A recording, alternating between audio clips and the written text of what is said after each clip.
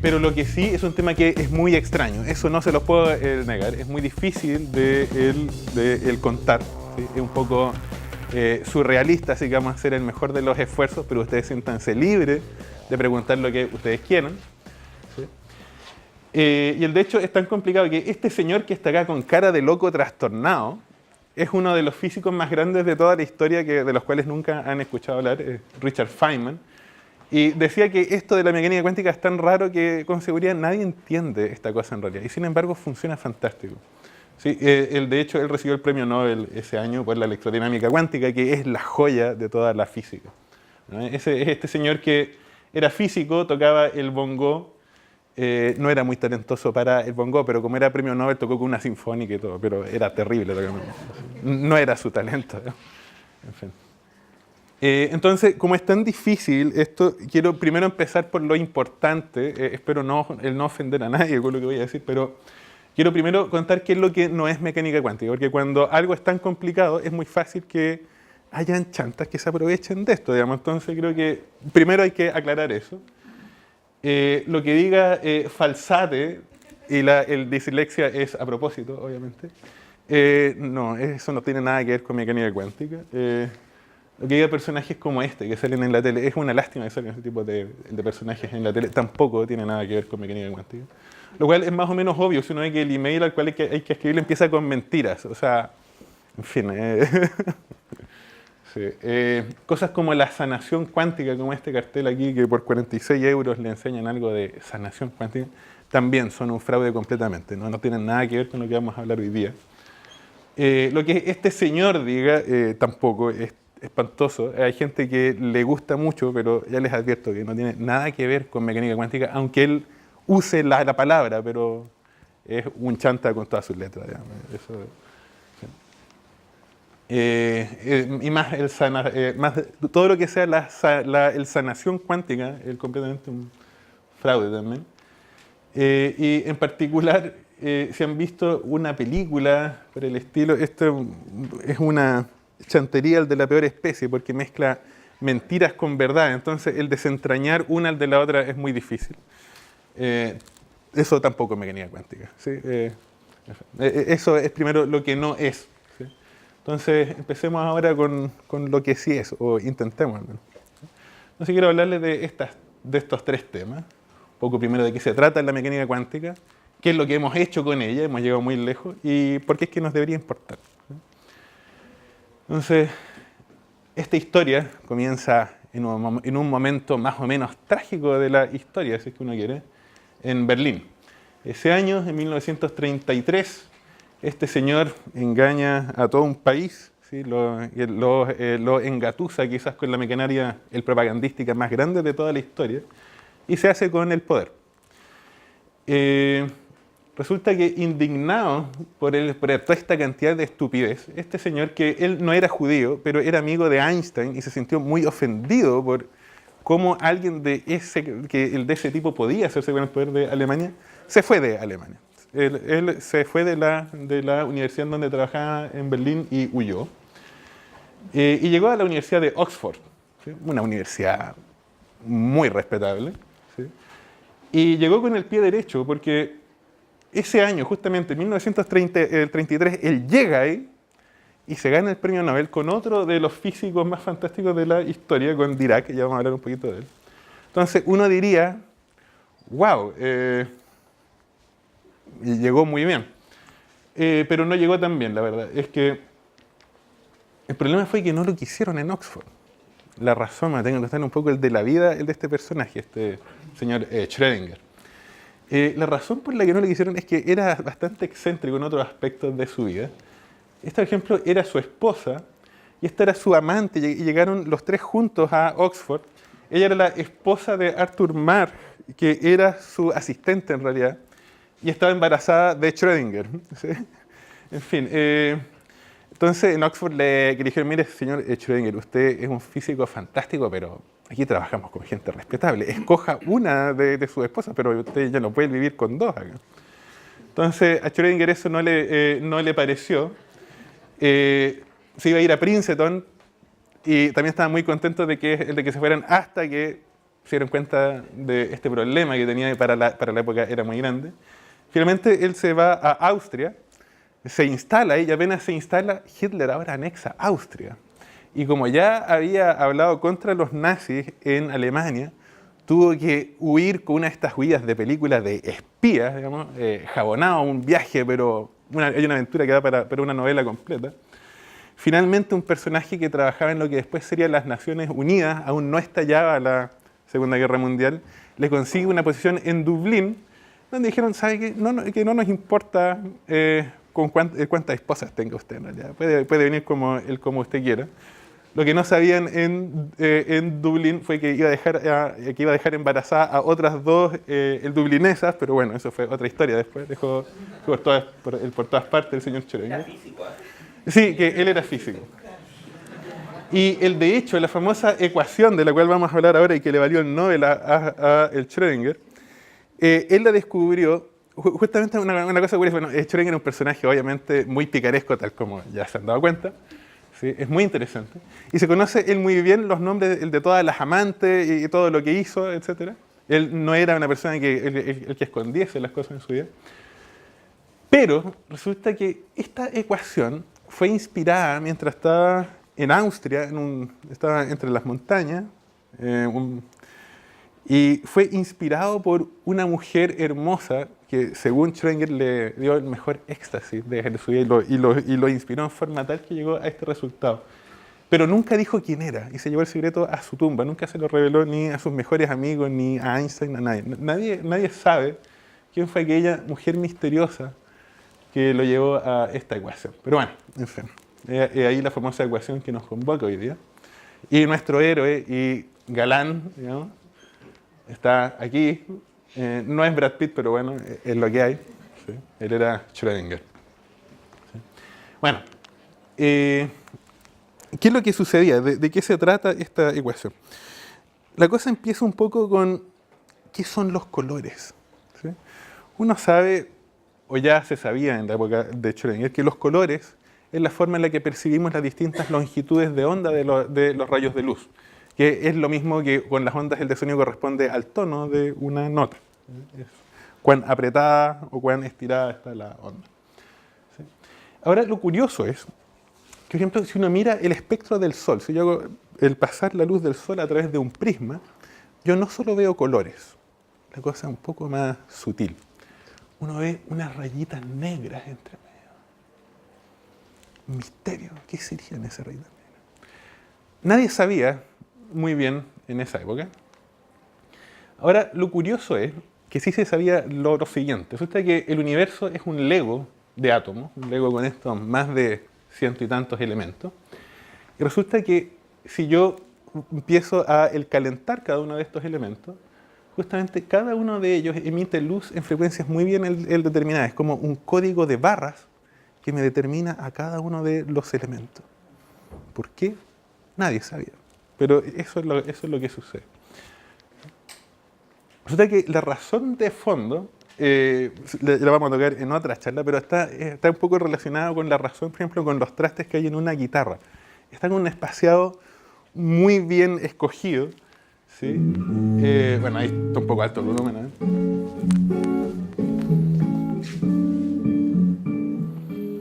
Pero la razón básicamente es que yo necesito que en una cuerda quepa siempre un número entero de guatitas de onda, ¿cierto? Y tiene que ser un número entero. Eso me determina muy bien en dónde yo puedo poner los trastes y en dónde no los puedo poner. ¿Sí? Con un átomo pasaba una cosa muy similar. Resulta que esas rayitas son la consecuencia de, si uno quiere, de una guitarra esférica, ¿sí? Lo cual es una idea un poco rara, ¿sí? Pero si quieren saber de qué se trata, los invito a las charlas de mañana. Ahí está Cristian riéndose, el científico que está ahí intentando que no lo vea nadie. Él le va a explicar de eso mañana, ¿cierto? ¿No? ¿Sí? ¿Sí? Sí, fantástico. ¿Sí? Así que el punto está, lo que nos interesa ahora no es exactamente de dónde vienen que las rayitas aquellas, eso lo van a ver mañana con Cristian, sino que una onda de qué, ¿cierto? Estamos hablando de algo que vibra, una onda de algo, pero ¿cuál es el algo? ¿Sí? Eso no lo sabía Schrödinger. ¿Sí? Resulta que uno sabe que un átomo tiene un núcleo, tiene los electrones que están alrededor, y un electrón es una partícula, es un punto en el espacio con carga y masa. De hecho, hasta donde hemos medido, no tiene ninguna estructura interna, es un punto en el espacio. No hay ondas de nada, es una partícula. ¿Sí? Entonces, les quiero proponer que hagamos el experimento más aburrido del mundo. ¿Sí? Ustedes dirían, no, acá este profesor quiere hacer algo muy entretenido. ¿No? Como soy malo, quiero hacer un experimento muy aburrido. ¿Sí? Porque es importante ver qué es lo que es una partícula. ¿Sí? Acá, por ejemplo, tengo un frasco lleno de partículas. ¿Sí? Son granitos de algo. Entonces, lo que voy a hacer es llenar esto, que es simplemente un cartón con dos hoyitos ahí que los tapé con un scotch. ¿Sí? Si yo tengo partículas aquí, vamos a llenar esto con un montón de partículas. ¿Sí? Y yo saco esto. Lo que voy a tener, ¿sí? Y si yo disparo esto, es que se me hacen dos montañitas, una separada, una al lado de la otra, ¿cierto? ¿Y qué más se podía esperar, cierto? Esto es un experimento que de verdad es muy fome, digamos. ¿Sí? No, yo no estaba mintiendo. ¿Sí? Pero, en fin, eso es lo que uno podía esperar, ¿cierto? Ahora, lo que sucede es que hay algo un poco misterioso. ¿Qué pasa si uno dispara un electrón contra una pantalla? Eso suena muy sofisticado. ¿Cómo disparo yo un electrón contra una pantalla? Resulta que los televisores antiguos, que eran así como gordos para atrás, eran justamente una pistola que dispara a electrones contra una pantalla y cuando choca contra la pantalla genera un puntito de luz. Eso es lo que me hace eso es lo que me hacía la imagen en un televisor en blanco y negro antiguo. Así que no es tan difícil, eso es algo que uno puede hacer. Entonces, el punto está que si uno empieza a disparar ahora de un electrón y no de montones como en un televisor estándar, uno lo que ve es una cosa muy rara. Cada puntito es un electrón, un punto. ¿Sí? Es una partícula muy bien comportada, digamos, o sea, tal como estos granitos que tengo acá.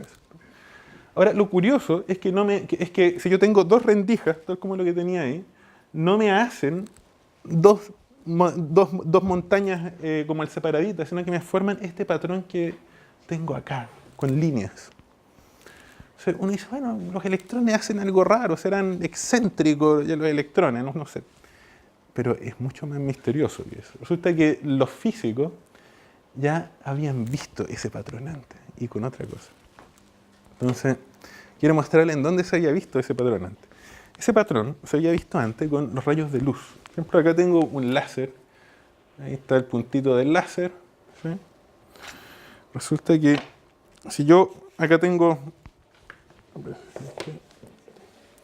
un aparato que tiene dos rendijas, igual como lo que tenía ahí con sal, pero ahora lo vamos a hacer con luz. Entonces vamos a intentar aquí a ver qué es lo que sucede. No sé si lo alcanzan a ver. Ahí está. No sé si alcanzan a ver. Pero se ve un montón de puntitos uno al lado del otro. ¿Sí? Ahí los tengo con dos rendijas. Acá puedo hacer lo mismo ahora con muchas rendijas, lo vamos a hacer ahora con el láser. ¿Sí? Y lo que se ve es eso. Un montón de puntitos. Y todo lo que he hecho es hacer pasar el rayo de luz por rendijas. No he hecho nada más misterioso que eso. Entonces uno dice, bueno, ¿por qué los rayos de luz hacen eso? ¿Sí? El truco está en que uno ya sabía que los rayos de luz son descritos por ondas. ¿Sí? Vamos a apagar el rayo láser aquí, si no vamos a estar con el puntito rojo ahí. Resulta que una onda es un patrón que se repite en el espacio y en el tiempo. Y cuando uno tiene un patrón, pasan cosas raras. Yo sé que todo el mundo ha visto ya lo siguiente. Por ejemplo, acá hay una cortina también. Vamos a hacer el experimento con una cortina. Fíjense que este visillo que tengo acá, el visillo es un cuadriculado en el espacio, ¿cierto? Es un patrón. ¿Sí? Entonces lo que vamos a hacer es montar un patrón encima del otro. O sea, vamos a doblar el visillo. ¿Cierto? Lo vayan aquí a la luz para que lo puedan ver. No sé si pueden ver todas esas rayitas raras que se forman siempre en un visillo. ¿Han visto eso? ¿Cierto?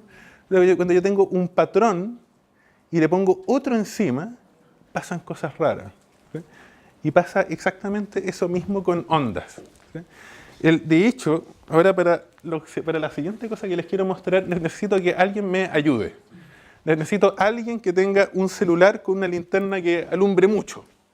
¿Alguien tiene eso? Que el celular no va a ser el destruido, no tenga miedo. Venga, está bien. Vamos a hacerlo. Ok. Pase, aquí. Vamos a apagar un poco la luz acá, a ver si es que se ve un poquito mejor. No. Ahí sí. Esta la podemos apagar. Eso, a ver, alumbre la pantalla. Entonces, pero póngase acá al medio nomás. Sí. Está bien, vamos. Por ejemplo, tengo un patrón de círculos, ¿cierto? Tengo un plástico con círculos, nada muy raro. ¿Sí? Lo que vamos a hacer ahora es poner dos patrones de círculos iguales. Tengo dos patrones iguales. ¿Sí? Entonces, vamos a hacer que coincidan. ¿Sí? Entonces, usted alumbre hacia allá. ¿Sí? Y lo vamos a empezar a separar. Fíjense en qué es lo que sucede. Si ustedes se fijan, se forma un patrón justamente de líneas que divergen. ¿Sí? Yo lo voy a juntar el de nuevo, me lo vamos a juntar.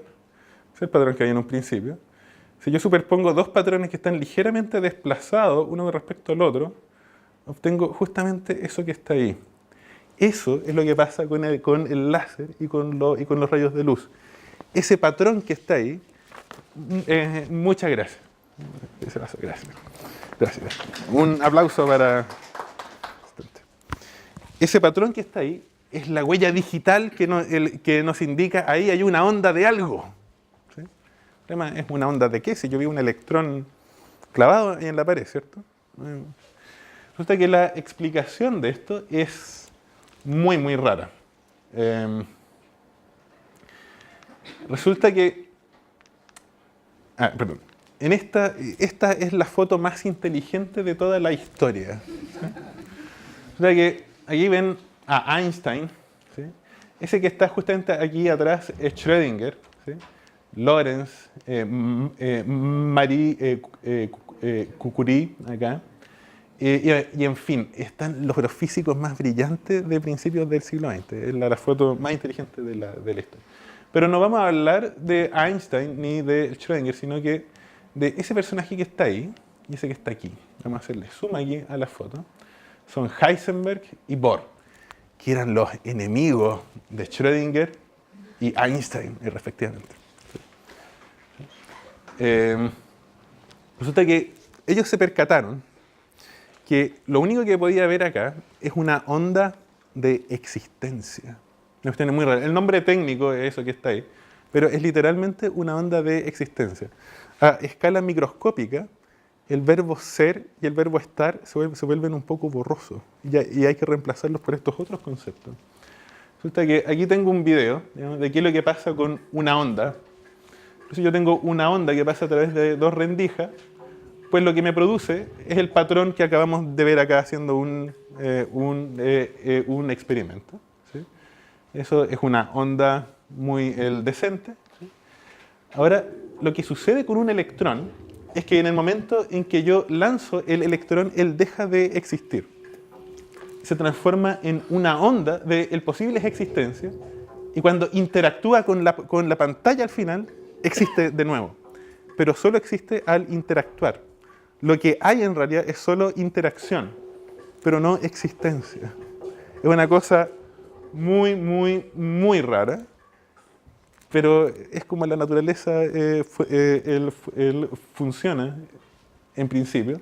Eso es lo que uno ve. Acá tengo un dibujo, digamos. O sea, mientras yo esté interaccionando con algo, digamos, con un electrón, ese algo está, dejo de interaccionar con él, deja de existir, se transforma en esta onda de existencia que se propaga por el espacio.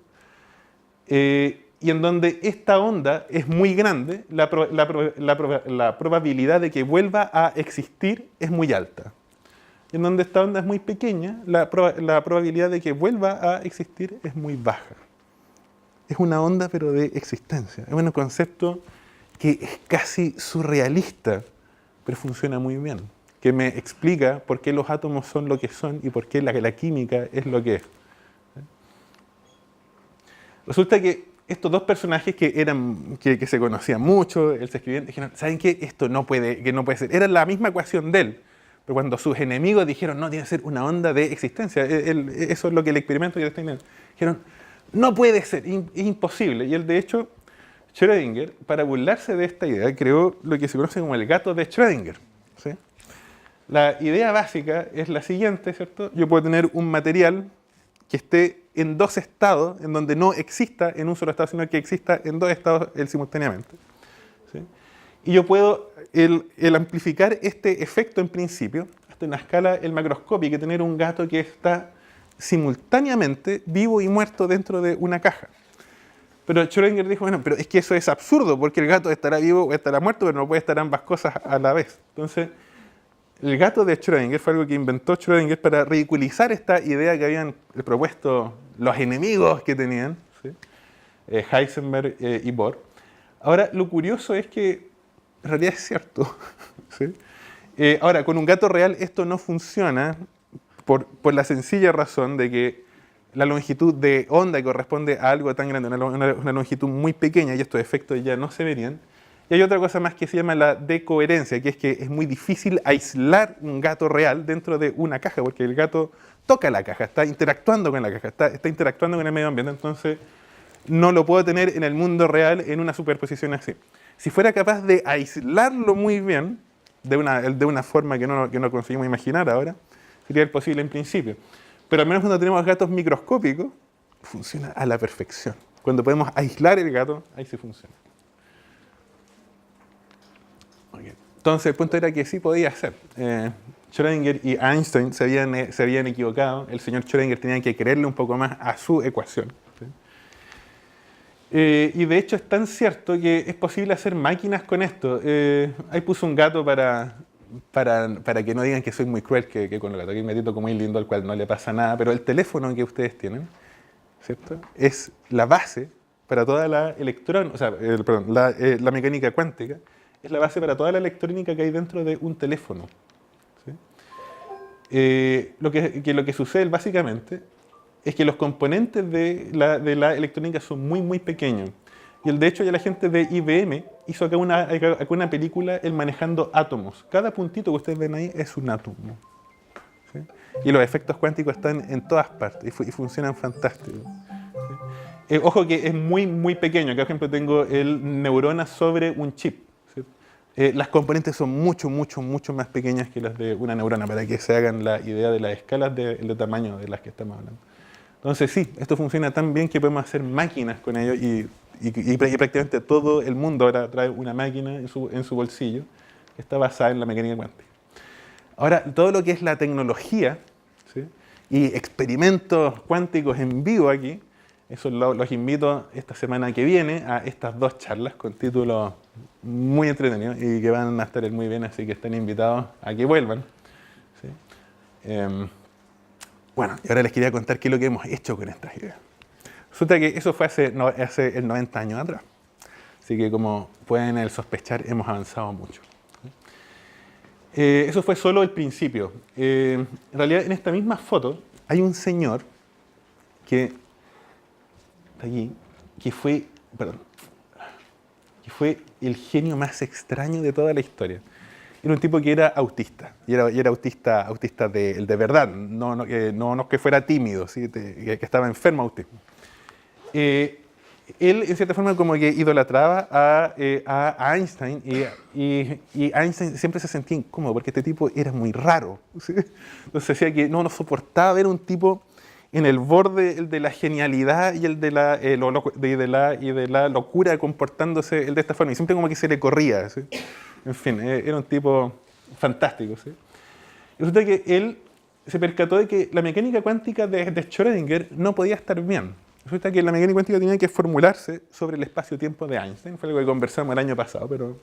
En fin, lo que se percató es que esta ecuación era solo una aproximación. Que tenía que haber algo, y él ocupó criterios estéticos de matemática para encontrar la ecuación que de verdad él gobernaba el comportamiento de una partícula en el espacio-tiempo. Lo cual es muy difícil, no tenía ningún experimento guiándolo. Él en su autismo, en cierta forma, digamos que ha hackeado una de las ecuaciones más importantes del universo, un tipo fantástico, Dirac. ¿Sí? Y descubrió esa ecuación que está ahí. ¿Sí? Y lo que sabemos 90 años después con este camino que empezó Dirac es una cosa fantástica. Resulta que para seguir ese camino abierto por Dirac en base a la ecuación de Schrödinger, pero que la mejoró, ¿no? Hemos construido máquinas como esta, ¿sí? Como el LHC, que es la máquina más grande y compleja que se haya creado en la historia de la especie humana. ¿Sí? Está entre Suiza y Francia, no en Conce, ¿sí? Esto que está aquí es Conce, pero la puse sobre Conce que tienen una escala del tamaño. O sea, si esta máquina la hiciéramos en Conce, habría una esquina como en la laguna de San Pedro y la otra estaría como en el aeropuerto. ¿Sí? Es una máquina realmente grande. ¿Sí? Y funciona fantástico. Resulta que lo que podemos hacer con esta máquina es investigar el mundo subatómico, reproduciendo en condiciones muy similares a las que hubieron justo inmediatamente después del Big Bang. Básicamente lo que sucede es que los físicos somos un poco el destructivo, digamos, es como si yo tengo un huevo, yo quiero saber cómo es que funciona el huevo, lo que hago es dispararlo contra una pared tan rápido como yo pueda y veo cómo es que se rompe. ¿Sí? En fin, quizás no suena el mejor método de saber algo, pero funciona muy bien. ¿Sí? Hacemos eso mismo pero con partículas. ¿Sí? Y se requiere este tipo de máquina para poder hacerlo. ¿Sí? Lo que hemos aprendido haciendo esto es que tenemos los bloques básicos, los bloques cuánticos del universo. Tanto para lo que lo construye, los bloques que constituyen la materia, que son estos que están acá, y en realidad la materia que uno ve es constituida solamente por esta primera fila, para ser honesto. Y también de las fuerzas entre la materia. Ustedes siempre han escuchado quizás que todo interactúa con todo y que está todo relacionado entre sí. Bueno, esas relaciones entre sí también están hechas de partículas cuánticas y también las conocemos, son las que están en estas filas. Y lo único que nos faltaba, aunque sospechábamos que estaba ahí desde el 60, era el bosón de Higgs que acabamos de pillarlo hace unos pocos años atrás. ¿Sí? En fin, tenemos una comprensión muy, muy buena de cómo funciona prácticamente todo lo que vemos a simple vista. ¿Sí?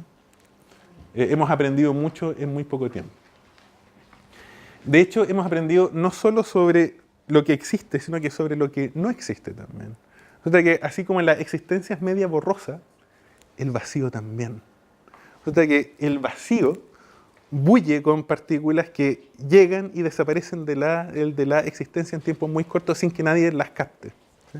Es un poco, para que se hagan una idea, imagínense un mar muy calmo. ¿Sí? El mar, aunque esté muy calmo, siempre tiene algunas olitas, tiene algunas fluctuaciones. Con el vacío es igual. Las partículas surgen y mueren en tiempos tan cortos que no los alcanzamos a ver. ¿Sí? Podemos comprender, como le digo, no solo lo que existe, sino que incluso el vacío. Y estas cosas uno ya las puede medir. Uno puede ver cuáles son las consecuencias de esta idea. Ahora, hay muchas cosas que no sabemos. Por ejemplo, lo que no sabemos es por qué son estas partículas, por qué no otras. ¿Sí? ¿Por qué interactúan solo con esas fuerzas y por qué no con otras? ¿Sí? Lo que sí sabemos es que estas fuerzas y estas partículas están relacionadas con algunas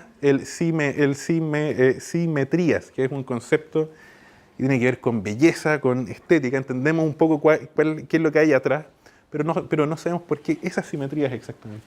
Tampoco sabemos cuál es el porqué de las intensidades relativas de una fuerza con respecto de otra. Hay varios misterios que uno comprende.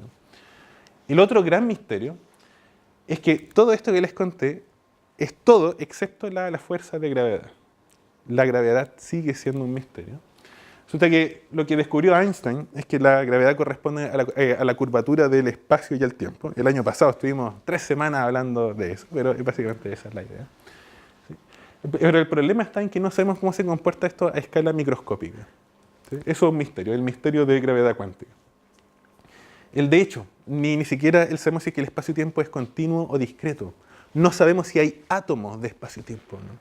Tenemos ciertas sospechas, tenemos ciertas conjeturas, pero aún no lo sabemos. Otro misterio es qué es la materia oscura, un misterio que está relacionado a esto, o cuántas dimensiones tiene el espacio, si hay otros universos. Esas son montón de preguntas que están relacionadas con esto y que no sabemos. ¿Sí? O por ejemplo, lo que entendemos en cuanto a la gravedad, en cuanto a la relatividad general, son los agujeros negros. ¿Sí? Lo que no sabemos es qué sucede con la información de lo que cae dentro de un agujero negro. Tenemos algunas ideas, algunas conjeturas al respecto, y sabemos que es una clave que nos va a permitir el descifrar este problema, pero aún estamos trabajando en eso. Ahora, en cuanto a estos temas, les estoy contando, es para que se entusiasmen y sigan viniendo, obviamente si es que no se han dado cuenta. ¿Sí? En estas dos charlas que están acá se van a tocar estos temas que están en el límite de lo que no sabemos. ¿Sí? ¿Qué pasa con gravedad cuántica? ¿Qué pasa con los agujeros negros? ¿Qué es lo que hay más allá? ¿Sí? En fin. Así que los invito a que vengan a estas dos charlas, ambas los días miércoles. ¿Sí? Este miércoles y el miércoles de la semana que viene. Entonces, bueno, y finalmente quería contarles un poco sobre nosotros y esta cosa. Tengo que responder esta pregunta porque es muy repetitiva, no es exactamente del tema, pero siempre cuando uno habla de mecánica cuántica empieza la gente a hablar, no, es que la conciencia y una relación mágica con la mecánica cuántica, y de hecho esa es la base de un montón de cosas chantas al respecto. ¿Sí? Entonces tengo que aclarar eso. Lo que la evidencia indica es que no hay una relación entre conciencia y mecánica cuántica, al menos eso es lo que sabemos ahora, a lo mejor mañana descubrimos otra cosa. Pero hasta ahora la respuesta es no. Resulta que lo que hay que hacer para comprender esto es lo siguiente. Si uno tiene un sistema con muchas partes muy simples, el sistema completo se puede comportar de una forma increíble. Por ejemplo, estos pájaros que están acá hacen una cosa increíble. Si uno lo piensa un poco, uno puede decir, oye, debe haber algún pájaro que está como coreografiando esto y le está como de forma como el telepática hablándole que a los otros pájaros para que hagan lo que deben hacer. Pero eso no es cierto. Lo que sucede en realidad es que cada pájaro sigue reglas muy simples. Por ejemplo, intenta ir en la misma dirección que los 7 pájaros más cercanos. Y por ejemplo, intenta estar en el centro del grupo de los pájaros más cercanos, pero no quiere chocar con ellos. Es una regla muy simple, si ustedes se fijan, no es tan raro. Y si uno mete esas reglas en un computador, uno obtiene esto. O sea, fíjense, yo tengo partes muy simples, donde cada una de ellas es inconsciente de lo fantástico que están haciendo todas juntas. ¿Sí? Que me entienden cómo es la analogía. ¿Sí? Eso es algo que estamos empezando a comprender ahora, que requiere mucha capacidad de cómputo, pero es la teoría de sistemas complejos. Es sumamente importante. ¿Sí? Y aparentemente, con el cerebro, eso es lo que pasa. O sea, la mecánica cuántica sí tiene que ver con las reacciones químicas dentro de una neurona y cómo la señal se propaga por el axón de una neurona. Eso sí tiene que ver con mecánica cuántica. Pero si uno mira esto de lejos, resulta que una neurona se comporta en forma similar a lo que en física llamamos un transistor. Es un interruptor que dispara a veces y otras veces no. Eso es lo que en realidad importa si yo miro esto de lejos. ¿Sí? Obviamente cada neurona es muy compleja, pero lo que en realidad importa es si dispara o no una señal. ¿Sí? Y resulta que aparentemente, por lo que sabemos hasta ahora, el conciencia es justamente un fenómeno muy similar como el de la bandada del de pájaro. Es un fenómeno que surge porque tengo muchas partes muy simples haciendo algo fantástico. ¿Sí? Es una cosa muy similar a lo que ocurre con un hormiguero también, ¿cierto? Que cada hormiga sigue reglas muy simples y hacen un hormiguero sumamente complejo, que con cámaras y sistemas muy curiosos, pero no hay una hormiga arquitecta. Es porque tengo muchas partes muy simples que siguen reglas muy simples, pero que todas juntas hacen algo fantástico. Entonces, bueno, ahora pasando a lo que de verdad quiero hablarles, ¿cierto? Pero tenía que mencionarlo para que se lleven eso, para que no los engrupan con alguna cosa, el de sanación cuántica por ahí, que me parecía importante, digamos, que no me gusta cuando hay ese tipo de engaños. Entonces, bueno, además del teléfono y de que esto es muy entretenido, si hay alguna otra razón por la cual esto pueda ser importante para nosotros. La verdad es que sí. Hay otra razón y me parece, al menos a mí personalmente, que es muy importante. Resulta que esta es una obra de arte que está en Berlín, justamente en donde empezamos la historia de hoy. que se llama Políticos discutiendo el cambio climático. Creo que se entiende, ¿no? En fin, creo que me va a enojar. Bueno, hasta que la civilización obviamente está en un proceso de un fallo muy dramático en su tarea más importante, que es mantener el bienestar y las vidas de todos y el futuro del planeta, que siga siendo un lugar en donde se pueda él habitar. ¿Sí? Y el problema básico, o sea, uno puede decir, no, es que hay tanta desigualdad y montones, y es cierto, hay un montón de problemas que tienen que ver con la política del mundo. Pero el problema fundamental es que somos muchos. Eso es lo que de verdad importa. ¿Sí? El punto está en que somos 7.500 millones de humanos. Yo lo que digo es que somos 7.5 gigahumanos. Es mucho, mucha gente en el mundo. Y claramente el mundo ya no da abasto para tanta gente. Eso es muy claro. Resulta que por nuestro bien, por el bien de nuestra civilización y por el de la Tierra también, es muy importante que vayamos al espacio. Yo creo que es el desafío fundamental que tiene la especie humana en este momento. ¿Sí? De hecho, aquí está Hawking, justamente que está en ingravidez aquí. Claro, y él tiene esta opinión. Yo creo que 1000 años es mucho. Yo le daría a la civilización unos 500 años si es que no vamos al espacio cuando mucho. Pero en fin, el punto está que tenemos que colonizar el espacio si queremos que la civilización y todo lo que hemos creado siga existiendo. ¿Sí? O sea que la herramienta que tenemos para eso es el cohete. ¿Sí? Es una cosa fantástica. Acá tengo el cohete que envió a los hombres a la Luna, al lado del campanil de la U de Conce. Es como 2 campaniles y medio. ¿Sí? Es muy grande. Lo que digo siempre es que un cohete es un edificio enorme que además vuela.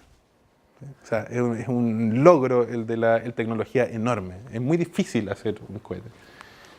Entonces, por ejemplo, este cohete, que es el que llevó a los hombres a la Luna, uno dirá, oye, pero si es tan grande, llevará un montón de gente adentro. Esa cosa deben haber ido 300 personas, cuando mínimo, hasta la Luna. Pero no era así. Estos 3 personajes que iban en una pequeña cabina ahí, ¿sí? Que yo alguna vez vi eso, no era más grande que este espacio acá.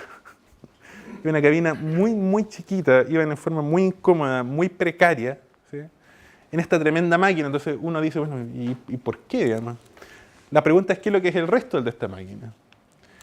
El resto de esta máquina es combustible. Son los combustibles más explosivos, con el peligro más grande que se puedan imaginar, ¿sí? En fin, y para propulsar apenas a 3 tipos hasta la Luna. ¿Por qué? Porque un cohete, con la creatividad típica de los físicos, se rige con la ecuación del cohete. ¿Sí? Que lo que me dice es que si yo quiero llevar algo a alguna parte con cierta rapidez, como ir hasta la Luna, yo tengo que llevar el combustible, para llevar el combustible, para llevar el combustible, para llevar el combustible, para llevar el combustible, para llevar el combustible, que me va a permitir pues alcanzar la velocidad que yo quiero tener. Lo cual significa que tengo que llevar un montón de combustible. Y para llevar a 3 tipos hasta la Luna, este es el combustible que se necesita. Eso es lo que pasa. ¿Sí? Y no hay otra forma de hacerlo. Entonces resulta que uno lo que puede hacer es pensar, bueno, ¿cuánto combustible se necesitaría para llevar en un tiempo, escala humana, gente hasta la estrella más cercana, no sé, hasta Alfa Centauro? Si uno hace el cálculo, la respuesta es que uno requiere más combustible que toda la masa del universo visible. Lo cual significa que en cohete nunca vas a ir a ninguna parte. Eso es obvio. Significa que el cohete, en pocas palabras, puede ser útil para ir a Marte, por ejemplo. Hace poco Elon Musk estaba proponiendo hacer una ciudad de 1 millón de habitantes en Marte. Eso es muy difícil, pero no es imposible. ¿Sí? Eso es algo que podemos hacer. Marte es un mundo frío e inhóspito, pero sería genial ir. Yo creo que es súper importante. Pero el punto clave es que no es la Tierra. No hay otras tierras en el sistema solar. O sea, ir a Marte es una muy buena idea, ¿sí? Pero no es la respuesta completa. ¿Sí? Tenemos que encontrar otras tierras hacia el mundo. Tenemos que ir hasta otros soles. Ahí está Alfa y Beta Centauro. ¿Sí? Están a 4 años luz y medio de la Tierra. El problema básico es que la distancia entre las estrellas son enormes, son muy, muy, muy, muy grandes. Por ejemplo, acá está la Vía Láctea, ¿cierto? Esto tiene 100.000 años luz de diámetro, que es lo mismo, para que se hagan la idea, que 1.000.000 de 1.000.000 de 1.000.000 de kilómetros. Es muy, muy grande. Los abismos que hay entre las estrellas son enormes. ¿Sí? Entonces, por ejemplo, hace poco, Hawking y un millonario ruso, que se me olvidó el nombre, ¿eh? Estaban proponiendo crear una cosa fantástica, era el proyecto Starshot, que era tomar un conjunto de láseres que gastarían la potencia de 5 chiles, habría que poner a 5 chiles en potencia eléctrica para poder alimentar este sistema de láser, para disparar estos láseres contra una micronave espacial como de este porte, ¿sí? Sería un velero, una nave espacial como de este tamaño con una cámara, ¿sí? Y en el mejor de los casos, si uno consiguiera hacer esto, que es muy difícil, esa navecita quizás con suerte podemos hacer que llegue en 20 años más hasta Alpha Centauri, ¿sí? Y eso está en el límite de las posibilidades. Es muy, muy, muy difícil, ¿sí? El punto está que estas cosas como los veleros solares, acá hay otras cosas, son los motores iónicos, que también es fantástico, es un cohete pero eléctrico, ¿sí? Aunque son muy fantásticas, el punto está que son buenas para explorar el sistema solar, es muy bueno como para ir a Marte, ¿sí? Pero no para viajar hasta otras estrellas, ¿sí? Resulta que cuando Einstein estaba calculando las cosas que se relacionan con los agujeros negros, se percató que cuando había un agujero negro, se formaba, al menos en las ecuaciones, una especie de túnel hasta otro universo, algo que te podía llevar muy lejos. El problema es que este túnel tenía la mala costumbre de cerrarse antes de que uno pudiera pasar. Así que nunca podía ir a ninguna parte, pero te permitía ver hasta el otro lado, en principio. Resulta que esta idea, por ejemplo, es algo que uno puede calcular. Y apunta que en principio sería posible crear túneles que no se cierren en el espacio-tiempo, ¿sí? Mantenerlos abiertos. Acá hay una película, esta es la de Interstellar, en donde se juega con esta posibilidad y el cálculo, o sea, así es como se vería esto si uno lo pudiera hacer. Es una simulación muy precisa, ¿sí? El problema está en que para poder hacerlo, que es la respuesta clave para poder viajar hasta otras estrellas, el problema con el que nos topamos es que aún no hemos descifrado este misterio de la gravedad cuántica. O sea, el problema básico no es que no tengamos la tecnología para poder viajar hasta otras estrellas, sino que no tenemos la ciencia para crear esa tecnología. Es un problema fundamental para la especie humana y tenemos que resolverlo, ¿sí? Y tiene que ver justamente con estas ideas que estamos discutiendo ahora, ¿sí? Entonces, quiero dejarlo justamente con este video que tiene que ver con esto de la exploración a Marte, que creo que es de fundamental importancia para la especie humana. Esto que está acá puede ser, hay una posibilidad real de que lo podamos hacer en los próximos par de décadas, ¿sí?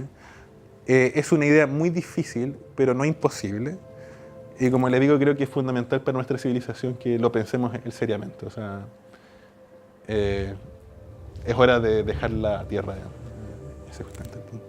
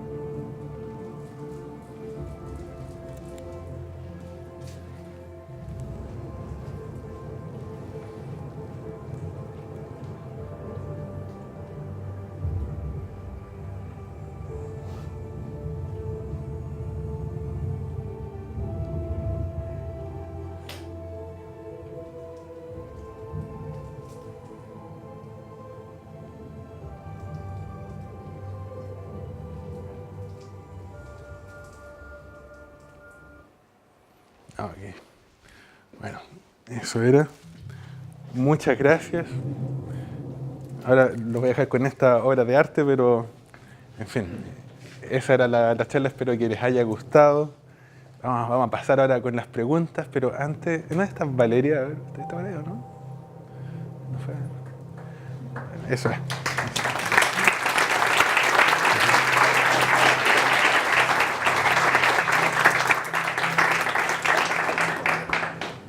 Antes de que procedamos con las preguntas, quisiera hacer algo. Voy a necesitar un voluntario, un niño estaría muy bien, como este que está acá. ¿Que me quieres ayudar con algo? ¿Sí? Mira, vamos a hacer algo. Resulta que como estamos hablando de mecánica cuántica y de cajas y partículas, entonces si sacamos una partícula de esta caja, ¿sí? Entonces, quiero que la saques tú, ¿no? Saca. ¿Qué es lo que es? Eso. Es una pelota, ¿cierto? Entonces, lo que quiero que hagas es que sin mirar el público, vengas y la tires atrás, así, y que le caiga a alguien. No, pero que le caiga a alguien, que recoge. Que le caiga a alguien lejos. ¿Sí? Que hacia atrás. Sí, recógela. Y tírala así. Sí, atrás, eso, que le caiga a alguien. Eso, ya, fantástico. Muy bien, entonces así hemos escogido el ganador de un premio justamente por venir acá. ¿Qué te parece si es que se lo vas a entregar tú? Mira. Anda y entrégaselo a él, mira. Allí es la persona que está con la pelotita. Muchas gracias.